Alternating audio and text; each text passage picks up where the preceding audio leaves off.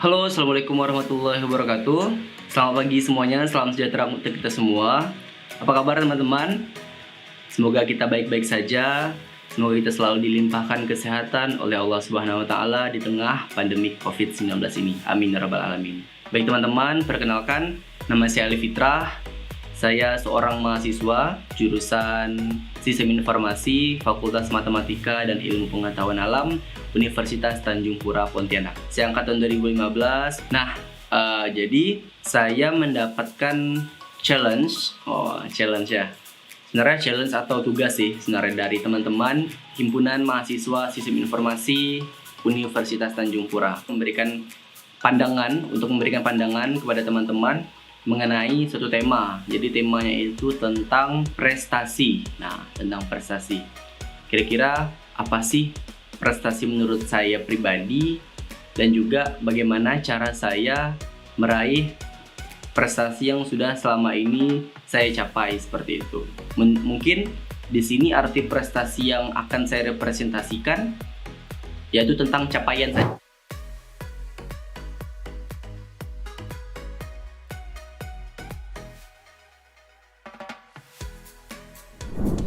Bismillahirrahmanirrahim. Assalamualaikum warahmatullahi wabarakatuh. Perkenalkan, saya Majen Adi dari Sistem Informasi 2018. Sekarang aktif di himpunan dan LDR, dan rencana akan aktif di UKM bagian akademik.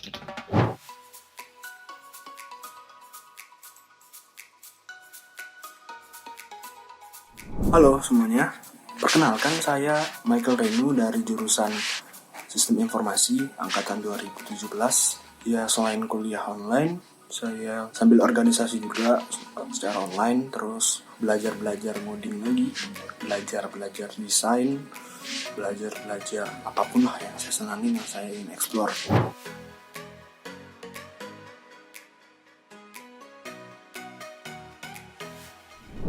Assalamualaikum warahmatullahi wabarakatuh. Nama saya Rahma Melani Effendi dari angkatan 2016.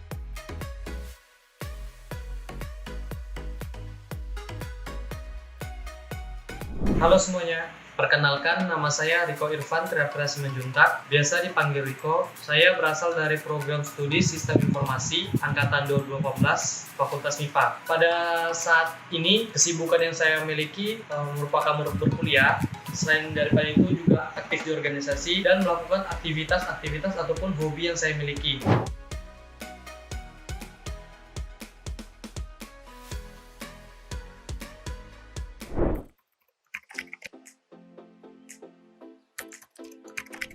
Prestasi itu merupakan satu target atau capaian yang udah kita plankan dan akhirnya bisa tercapai dengan baik, walaupun hasilnya itu minimal atau maksimal. Jadi ketika saya atau ketika teman-teman punya targetan nih, saya mau ikut join organisasi ini. Jadi saya pengen targetnya itu jadi ketua. Jadi saya berusaha semaksimal mungkin, kontribusi sebaik-baiknya, belajar sistem organisasinya dan lain sebagainya, dan mengajukan diri untuk menjadi ketua umumnya, dan akhirnya tercapai. Nah, mungkin itu bisa menjadi sebuah prestasi tersendiri bagi teman-teman. Bisa juga ketika teman-teman punya pencapaian hidup sendiri nih tanpa ada kompetisi sama sekali. Nah, teman-teman punya targetan sendiri nih. Misalnya saya mau punya IP 4 semester ini. Nah, punya target nih teman-teman nih. Punya target. Jadi teman-teman belajar serius, teman-teman usaha, doa, dan lain sebagainya.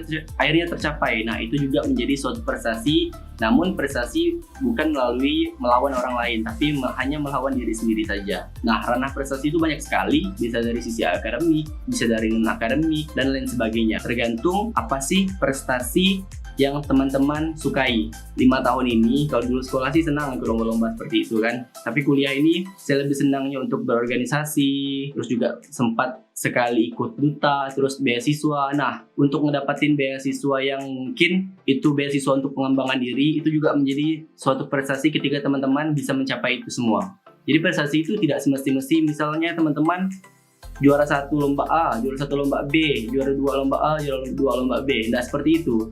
Jadi capaian ketika teman-teman dapat suatu target, tujuan teman-teman, itu juga sudah menjadi suatu prestasi yang teman-teman raih. Seperti itu.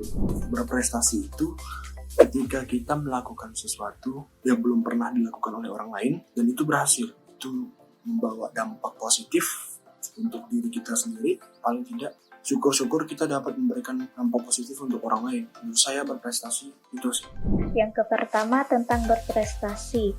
Menurut saya berprestasi adalah ketika kita berusaha semaksimal mungkin untuk meraih sebuah impian dan berusaha untuk mewujudkan sebuah mimpi. Berprestasi tidak selamanya 100% berhasil menggapai apa yang kita impikan. Namun juga ketika kita merasa puas, bangga terhadap apa yang telah kita peroleh, terhadap apa yang telah kita dapatkan, dan selalu berusaha agar dapat memanfaatkan situasi tersebut untuk menghasilkan nilai atau value yang baru dan memberikan dampak yang positif bagi diri kita maupun lingkungan kita. Menurut saya, prestasi merupakan sebuah capaian positif di mana capaian tersebut kita dapatkan ketika kita melakukan suatu usaha.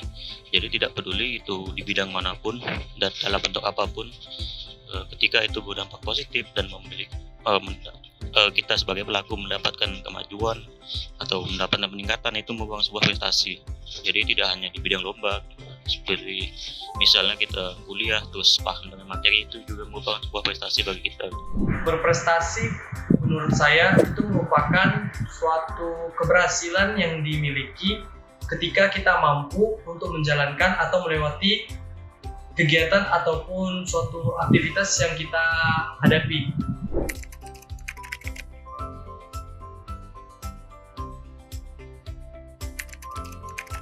Cara manajemen waktu pertama kita pakai skala prioritas, di mana kita memprioritaskan mana dulu yang lebih utama. Misal kalau lagi kuliah, kita prioritaskan kuliah dulu. Kalau ada tugas, kita lihat dulu deadline tugasnya. Jika deadline tugasnya masih lama dan masih sempat untuk mempersiapkan diri untuk lomba, itu bisa dipakai untuk mempersiapkan diri dulu. Tapi juga tergantung tugas. Apabila tugasnya seringan gitu, itu bisa kita kayak deadliners gitu. Jadi bisa dikerjakan saat dekat-dekat pengumpulan. Tapi ketika tugasnya besar, kita bisa mencicil ya gitu, tanpa mengganggu waktu-waktu kita untuk mempersiapkan lomba. Nah, intinya adalah ketika deadline lomba itu lebih cepat daripada tugas, saya biasanya tuh memprioritaskan untuk lomba dulu. Untuk tugas bisa dicicil dulu sedikit, tapi porsinya agak kurang dibanding mempersiapkan diri untuk lomba. Sedangkan untuk memanajemen waktu antara mendapatkan prestasi atau keinginan kita dengan perkuliahan yang harus kita hadapi, jawabannya kita harus mengerti terhadap diri kita sendiri. Terdapat beberapa orang yang mampu melaksanakan multitasking untuk berkuliah dan juga mewujudkan prestasinya. Namun ada juga sebagian orang yang harus fokus terhadap suatu hal. Apapun itu, kita sebisa mungkin untuk mengerti diri kita sendiri dan mampu mencari celah terhadap diri kita sendiri serta berusaha dari apa yang telah kita pelajari dan apa yang telah kita temui dari diri kita tersebut. Sulit sih sebenarnya untuk ngatur waktu itu, sulit gampang. Istilahnya kayak gitu.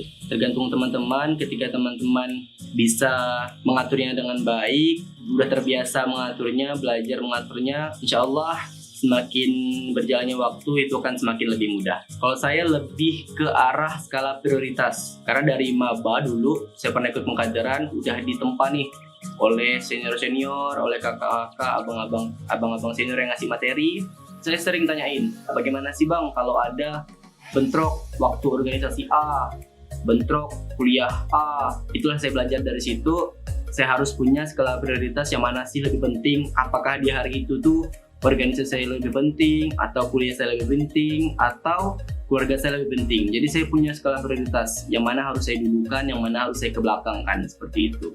Terus juga saya juga dulu di semester 5, 6 benar-benar ekspornya sibuk banget. Selain organisasi, saya juga dituntut untuk jadwal kuliah yang benar-benar padat, tapi juga pengen gitu ngeraih minimal satu prestasi lah, seperti itu kan. Saya plankan, walaupun saya bukan orang yang benar-benar terstruktur, tapi saya berusaha untuk mengatur waktu saya. Misalnya jam 7:30 nih saya masuk kuliah sampai jam 10, kira-kira jam 10 sampai jam 12 nih saya mau ngapain sih? Mau rapat misalnya, mau rapat. Terus jam 12 sampai jam 2 nih saya mau kemana? Mau ngerjain ini, mau ngerjain itu, ngerjain tugas A, ngerjain tugas B. Terus jam 2 sampai jam 4 saya mau kemana? Jam 7 sampai jam 9 sampailah saya tidur, seperti itu. Walaupun terkadang plan yang udah kita susun itu nggak sesuai dengan realita lapangan. Tapi nggak apa-apa, yang penting kita sudah mencatat kira-kira target ini tercapai nggak sih, checklist kalau tercapai. Kalau nggak tercapai di X, kira-kira masih bisa dilakukan besok atau enggak. Kalau nggak bisa yaudah dicoret, dievaluasi diri kita sendiri. Kalau bisa dilakukan besok, jadikan plan besok. Nah, jadi setiap hari itu berusaha untuk mengatur waktu sebaik-baiknya agar bisa tertata dengan baik. Itulah yang dinamakan skala prioritas. Yang pertama, cara saya mengatur waktu itu selain berkuliah, saya juga tetap menjalankan hobi yang saya miliki. Karena tidak semuanya sepanjang waktu itu kan saya berkuliah terus, tidak kan? Jadi di sela-sela itu juga saya melakukan hobi ataupun aktivitas-aktivitas yang saya senangi. Selain itu, tidak membiarkan waktu yang saya miliki kosong. Terkadang banyak orang yang kalau waktu kosong tuh tidak melakukan apa-apa. Nah, kalau saya sendiri itu banyak melakukan kayak misalnya hobi ataupun mencoba kegiatan-kegiatan yang belum saya pernah lakukan sebelumnya. Dan kemudian selalu memanajemen aktivitas yang saya miliki. Karena kalau kita nggak coba manajemen itu kita tuh bingung mau melakukan apa lagi. Nah, itu terkadang yang membuat kita tuh terhenti kalau melakukan aktivitas tertentu. Dan saya juga kalau misalnya melakukan sesuatu tuh memiliki skala prioritas. Jadi kegiatan-kegiatan yang mungkin saat ini penting dan ataupun kegiatan-kegiatan yang mungkin bisa kita lakukan tapi di lain waktu, itu dibuat skala prioritasnya. Cara mengatur waktu agar konsisten, sebenarnya itu salah satu kelemahan saya juga. Sampai saat ini saya juga belum pakem dalam mengatur waktu dengan baik dan benar. Namun saya percaya ketika tidak ada hal yang lebih mendesak daripada kuliah, saya akan kuliah. Tapi mungkin ketika ada sesuatu hal, entah itu untuk organisasi, entah itu untuk prestasi, dan lain sebagainya, lihat penting dan mendesaknya sih. Kalau lebih mendesak untuk kuliah, ya saya tetap kuliah. Tapi kalau memang ada suatu kesempatan yang belum tentu bisa kita dapatkan kesempatan tersebut di lain waktu, atau suatu saat belum tentu dapat kesempatannya, saya mungkin akan memberanikan untuk gambling sih. Tapi itu tidak boleh ditiru ya sama teman-teman.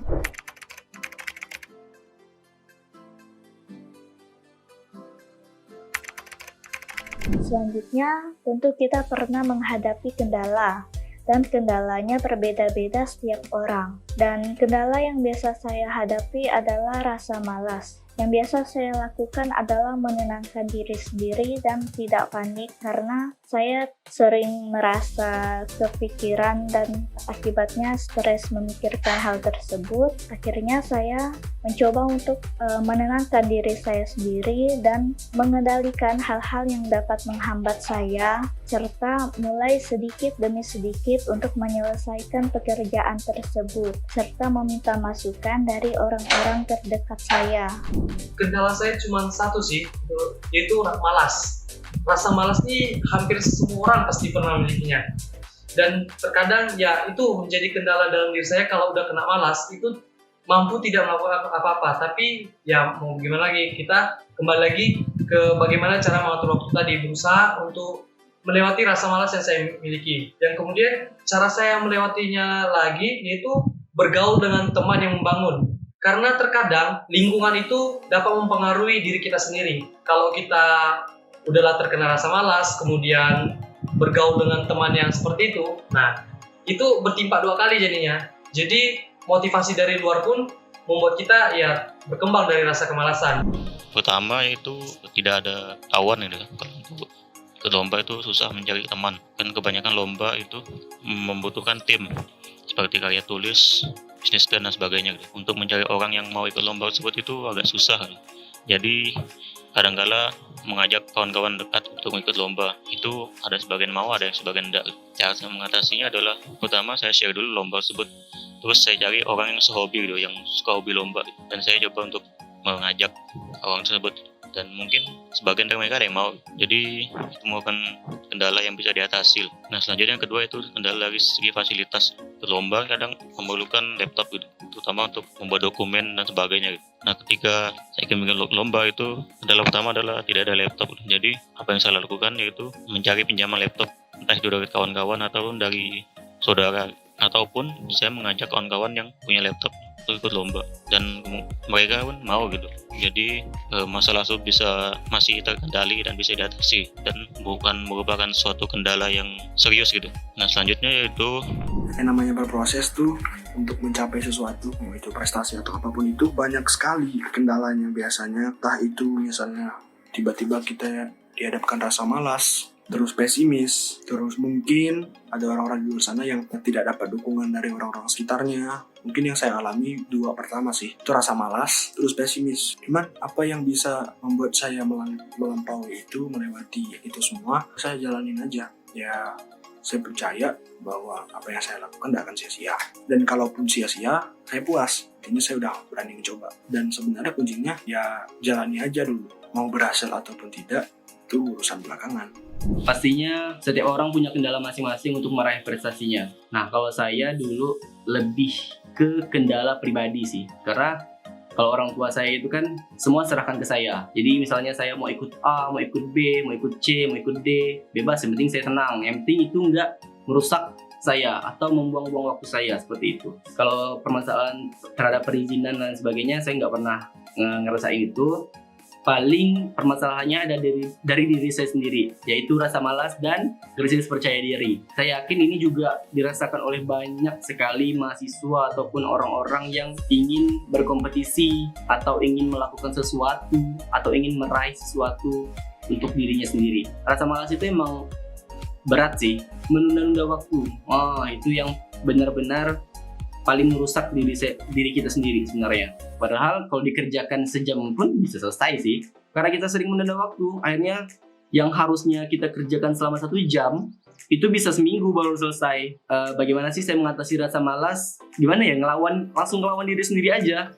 Ngelawan diri sendiri bahwa ayolah, mau gak sih, mau dapat ini gak sih, kenapa malas-malas sih gitu kan. Sama cari teman untuk ngerjain misalnya. Karena saya itu semangat gitu kalau ada teman yang ngerjain.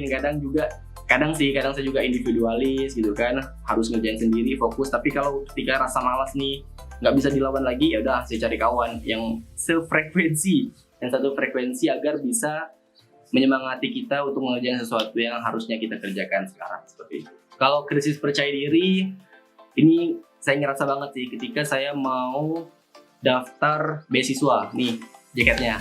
Jadi jaket ini jaket beasiswa saya yang baru saya dapatkan setahun lalu, sebuah pencapaian yang cukup mengubah hidup saya juga.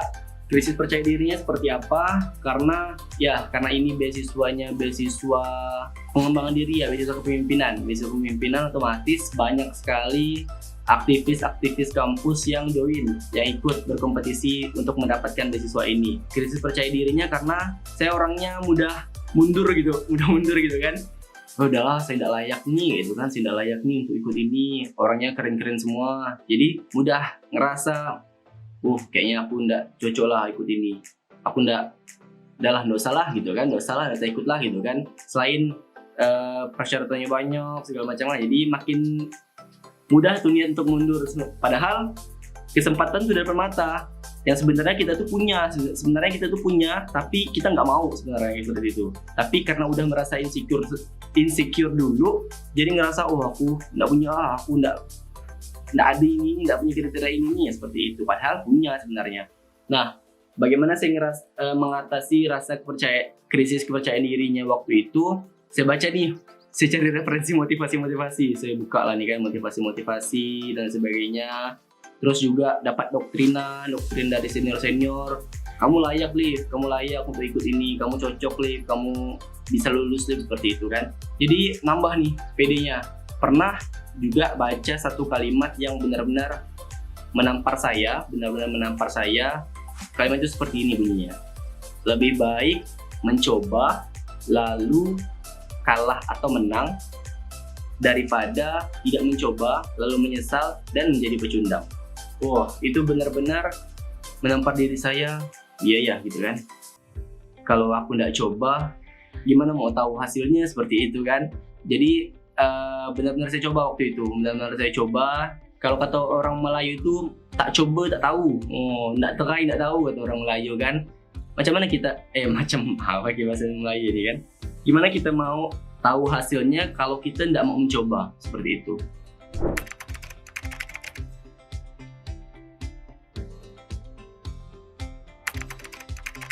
Sampai saat ini saya belum paham gimana caranya bangkit dari kegagalan. Ada banyak, mungkin ada beberapa kegagalan sih yang pernah saya alami.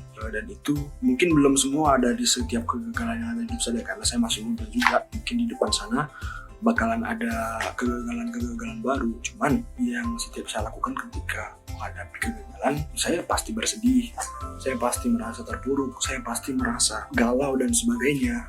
Tapi saya tetap lakukan itu pada porsinya aja, tidak berlarut-larut, dan saya tetap mungkin cari hal-hal yang bisa membuat saya senang kembali, membuat saya interest kembali. Ketika saya menemukan suatu interest baru, saya coba lagi, lalu prosesnya dimulai dari awal, dan itu hasilnya akan ada kemungkinan satu, entah itu berhasil, entah itu tidak. Tapi kalau gagal lagi, kembali lagi seperti sebelumnya. Ya, kegagalan pernah saya alami, dan bagaimana cara saya untuk melewati kegagalan tersebut. Kalau saya udah merasa gagal, yang pertama tuh, saya pasti membiarkan diri saya tenang dulu. Jadi, hal yang pertama saya lakukan itu membaca motivasi dari media sosial. Nah, itu membantu saya untuk membuat saya berpikir 2 kali gitu. Sebenarnya kegagalan ini pantas nggak sih saya terima, dan kemudian rasa gagal ini apa sih yang harus saya sikapi? Nah, itu saya biasa lakukan untuk bangun dari kegagalan. Yang kedua, biarkan kegagalan yang kita rasakan itu berlalu, kita tetap ikuti rasa kegagalan itu, tapi jangan sampai larut dalam rasa gagal. Terkadang kita pernah gagal dan juga ikut larut dalam rasa gagal itu. Nah, itu jangan. Biarkan kegagalan yang kita terima saat ini, ya kita terima gitu. Kita gagal hari ini. Tapi jangan sampai kegagalan itu membuat kita terlarut gitu, sehingga kita tidak bisa melakukan apa-apa lagi. Dan kemudian jadikan kegagalan tersebut sebuah pembelajaran, dan itu kita jalankan aktivitasnya itu dengan pribadi yang berbeda. Kan pertamanya kita udah tahu nih rasanya kegagalan dari apa yang kita jalani itu kan. Nah, jadikan kegagalan itu tuh suatu pembelajaran, sehingga kita kalau misalnya ketemu di situasi yang sama, itu kita mampu untuk melewatinya. Kegagalan itu pasti pernah dirasakan oleh semua orang. Semua orang pasti pernah merasakan kegagalan. Saya pernah gagal, saya juga cukup banyak kegagalan yang pernah saya rasakan. Tadi saya katakan saya bukan tipe-tipe orang yang senang ikut kayak LKTI, esai, dan lain sebagainya. Tapi saya pernah mencoba. Saya mencoba tuh untuk beradaptasi agar saya bisa tertarik dengan ikut-ikut hal tersebut. Akhirnya ya gagal, nggak bisa diterima ini, nggak bisa diterima itu gitu kan. Nggak bisa, esai nggak diterima, PKM nggak diterima, Humasik nggak diterima. Saya daftar jadi relawan ini nggak diterima. Saya daftar jadi pernah daftar jadi penyiar juga tidak diterima. Jadi itu merupakan suatu proses. Jadikan kegagalan itu pengalaman terbaik. Pengalaman sebagai guru, jadikan kegagalan sebagai pengalaman terbaik. Saya berusaha untuk bisa mengevaluasi diri. Jadi kegagalan itu jangan pernah kita jadikan suatu hal yang bisa merusak diri kita atau yang bisa menurunkan kepercayaan diri kita. Karena sejatinya Allah itu ngasih kegagalan itu agar kita bisa mengevaluasi diri kita sendiri, agar bisa menjadi lebih baik lagi. Karena saya juga pernah baca kata-kata dari mentor saya ya, ketika kita punya banyak sebab kemenangan, banyak sebab keberhasilan, sedangkan hasilnya Allah hasilkan bahwa kita gagal di situ. Berarti itu Allah pengen ngasih petunjuk kehendaknya seperti itu. Kita harus bisa mengevaluasi diri kita, jangan terlalu merasa puas dari diri kita sendiri, jangan terlalu merasa bangga dari kita sendiri. Kita harus lebih banyak lagi mencoba. Dan juga sebaliknya, ketika kita punya banyak sekali sebab-sebab kegagalan, sedangkan Allah itu memberikan keberhasilan pada kita. Nah, itu sama. Berarti Allah menunjukkan kuasanya bahwa rezeki kita itu udah di situ. Berarti kita harus lebih giat lagi. Kurangnya kita di mana? Pas kemarin kita usaha, harus giatkan ketika kita meraih itu, setelah meraih itu, pasca meraih itu. Jadi teman-teman, jangan jadikan kegagalan sebagai momok dari diri sendiri yang bisa merusak teman-teman, yang bisa menurunkan kepercayaan diri teman-teman. Tapi jadikanlah kegagalan itu sebagai suatu yang membangun. Jack Ma aja dulu waktu masih muda, dia pernah daftar KFC, mungkin teman-teman udah pernah dengar, dia pernah daftar di KFC, jadi karyawan KFC. Dari 24 pelamar kalau nggak salah, 23 diterima, dia sendiri yang nggak diterima. Luar biasa kegagalannya. Tapi sekarang dia punya salah satu outlet yang KFC yang ada di Cina. Bayangin, berarti yang Maha Kuasa itu udah punya list-list nih. Oh, kamu gagal di sini, kamu gagal di sini, kamu gagal di sini, tapi kamu berhasil di sini, di sini, di sini, di sini. Oh, seperti itu. Kita harus husnuzan kepada Allah bahwa kegagalan merupakan suatu proses untuk membangkitkan diri kita sendiri, untuk mengembangkan potensi yang ada di diri kita agar kita bisa menjadi suatu hal yang terbaik dari diri kita sendiri. Seperti itu. Ketika kita ikut lomba itu pastinya kita pernah gagal gitu. Ketika kita gagal, yang sama saya lakukan adalah tidak terlalu berlarut dalam kesedihan.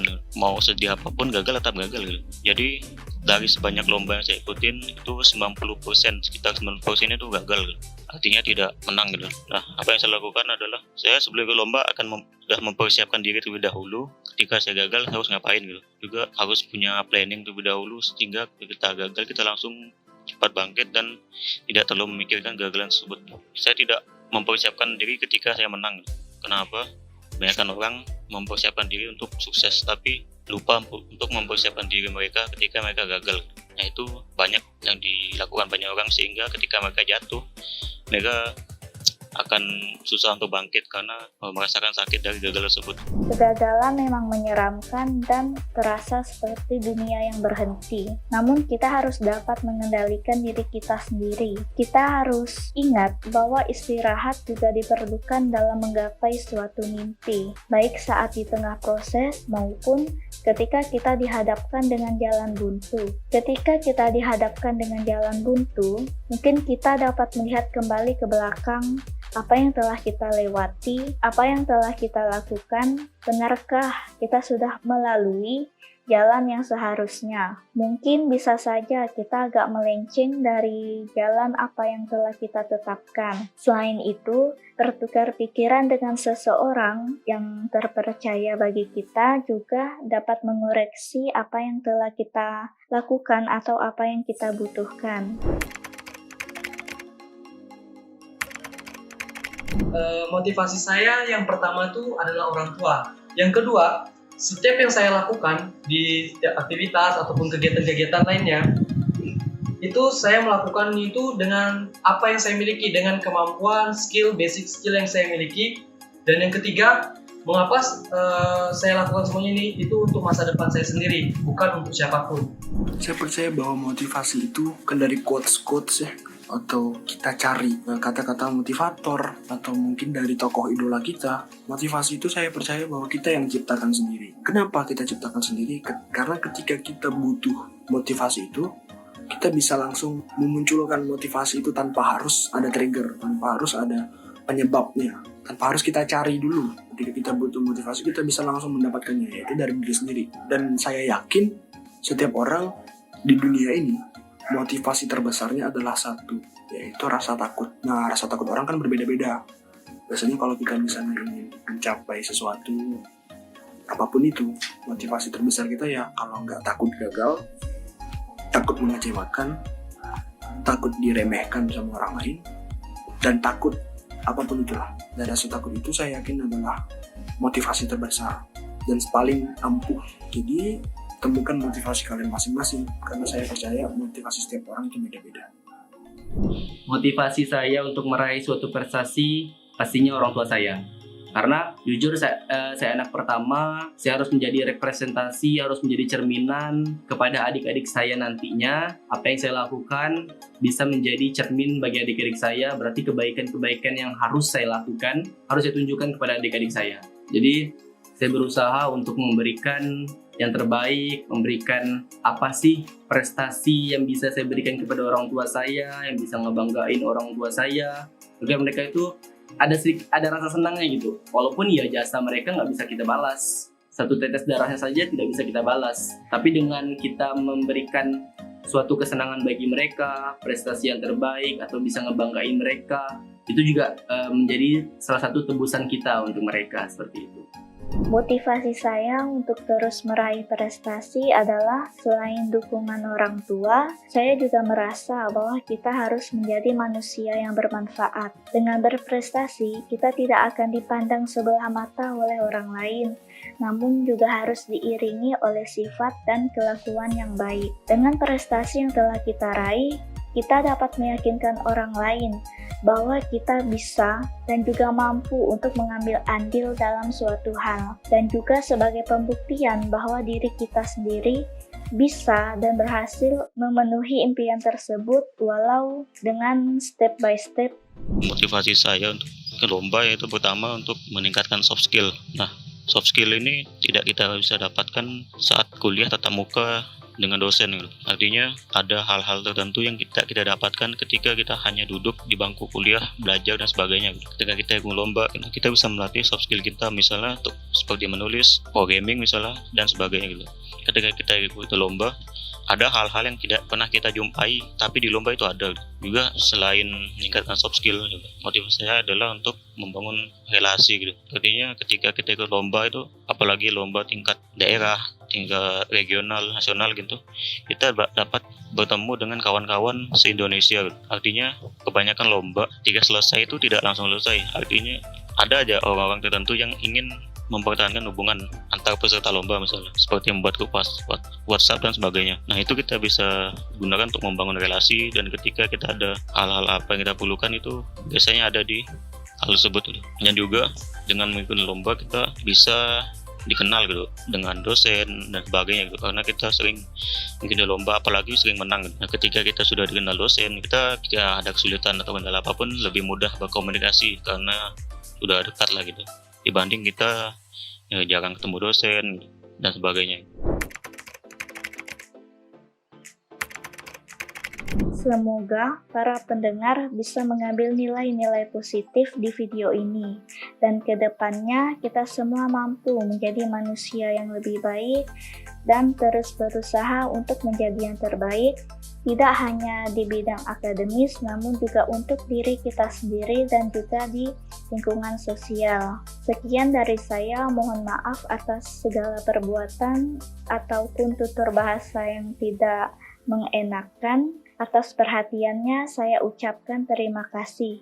Wassalamualaikum warahmatullahi wabarakatuh. Pesan saya untuk teman-teman semuanya yang masih muda, pun umur berapapun lah yang menonton ini, yang masih memiliki jiwa muda, mumpung kita masih muda, explore diri sebanyak-banyaknya, lakukan semua hal-hal yang kita senangi, yang kita sukai sebanyak mungkin, cobain setiap hal yang memungkinkan, cari passion itu sebanyak-banyaknya, bukan cari satu passion tadi, tapi cari passion sebanyak-banyaknya. Dan nanti ketika kita temukan satu, kita tekunin, itu aja sih. Terima kasih, sampai jumpa. Pesan saya untuk kita semua, yang pertama itu jadilah dirimu sendiri, kenali siapakah Anda, kenali siapakah dirimu itu, dan berkembanglah. Ketika kita sudah mampu untuk mengenali diri kita sendiri, itu kita pasti bisa untuk menjalankan setiap kegiatan tuh dengan apa yang kita miliki. Yang kedua, jangan takut gagal, teruslah mencari kesempatan yang ada, jangan sampai kita melewati kesempatan-kesempatan. Yang ketiga, jangan pernah mundur kalau Anda belum berhasil, tapi jadikanlah suatu motivasi bahwa saya itu akan lebih berhasil daripada orang yang berhasil saat ini. Dan yang terakhir, jangan pernah minder untuk saat ini, karena setiap kita, maupun saya, kamu, dan orang lain itu unik, berbeda, tidak ada yang sama. Oleh sebab itu setiap orang tuh memiliki kelebihan dan kekurangannya masing-masing. Jadi perlu kita kenali bahwa siapakah diri kita sebenarnya. Mungkin sekian yang dapat saya bagikan untuk saat ini, semoga bermanfaat. Sampai jumpa. Jangan takut untuk mencoba lomba, walaupun skills kita masih segitu-gitu aja. Nah, di lomba inilah kesempatan kita untuk meningkatkan skill, karena ketika kita berkompetisi gitu, kita akan selalu meningkatkan skill kita mau tidak mau, karena kita melihat peserta lain misalnya jago-jago gitu.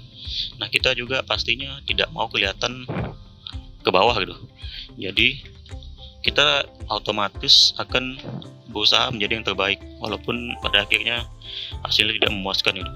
Nah, intinya tetap mencoba dan jangan takut ketika gagal gitu. Karena kalau gagal sakitnya tidak seberapa gitu, dibanding kalian tidak pernah merasakan lomba sedikit pun gitu. Dan itu lebih menyakitkan gitu. Banyak orang yang tidak mau ke lomba karena mereka belum mencoba gitu. Ketika mereka mencoba, kadang-kala mereka malah mau lagi gitu. Intinya adalah ketika ada satu pintu terbuka, cepatlah kejar untuk masuk ke dalam apa yang ada di dalam pintu tersebut, karena bisa jadi kita tidak pernah tahu apa yang ada di balik pintu tersebut. Nah, ketika pintu tersebut sudah tutup, berusahalah mencari pintu-pintu lain yang masih terbuka, karena pintu terbuka akan selalu ada gitu. Nah, itulah salah satu teori maling, jadi bisa diterapkan untuk mencari kesempatan lomba. Oke, mungkin sekian dari saya. Akhirnya, assalamualaikum warahmatullahi wabarakatuh. Jadi teman-teman, kita punya versi terbaik dari kita sendiri. Kegagalan yang udah pernah kita rasakan, jangan pernah teman-teman jadikan sesuatu yang bisa menjatuhkan teman-teman, tapi jadikan kegagalan untuk bisa jadi jembatan agar teman-teman bisa naik tingkat ke atasnya. Jadikan kegagalan untuk yang bisa membangunkan teman-teman, bukan menjatuhkan teman-teman, seperti itu. Do your best self, lakukan yang terbaik di versi teman-teman sendiri, karena teman-teman sendirilah yang tahu bagian mana sih versi terbaik dari diri kita sendiri. Jangan terlalu pikirkan orang lain, jangan terlalu pikirkan omongan orang lain terhadap apa yang udah kita lakukan. Karena kalau kita ngebandingin prestasi kita, apa yang ada di diri kita dengan prestasi orang lain, walaupun itu bisa menjadi motivasi besar untuk kita bisa melawannya, tapi kita lupa terhadap diri sendiri, sehingga kita lalai memuaskan diri kita sendiri, hanya memuaskan halayak orang ramai saja. Jadi bandingin saja diri teman-teman dengan versi sebelum teman-teman. Jika hari ini teman-teman udah meraih prestasi A, berarti targetkan besok teman-teman harus bisa meraih prestasi B. Targetkan lagi, teman-teman besok bisa lagi meraih prestasi C. Sehingga ada kepuasan-kepuasan di setiap step-step kehidupan teman-teman. Ada prestasi-prestasi yang bisa ngebanggain diri teman-teman sendiri, keluarga, orang tua, saudara teman-teman sendiri. Do your best self dan be your best self. Lakukan yang terbaik dari teman-teman dan jadi versi terbaik dari diri teman-teman sendiri. Mungkin itu saja yang bisa saya sampaikan. Semoga bermanfaat bagi kita semua. Semoga kita sehat selalu di tengah pandemi COVID-19 ini. Semoga pandemik ini cepat berakhir. Akhir kata, saya ucapkan wabillahi taufiq wal hidayah. Assalamualaikum warahmatullahi wabarakatuh. Dadah.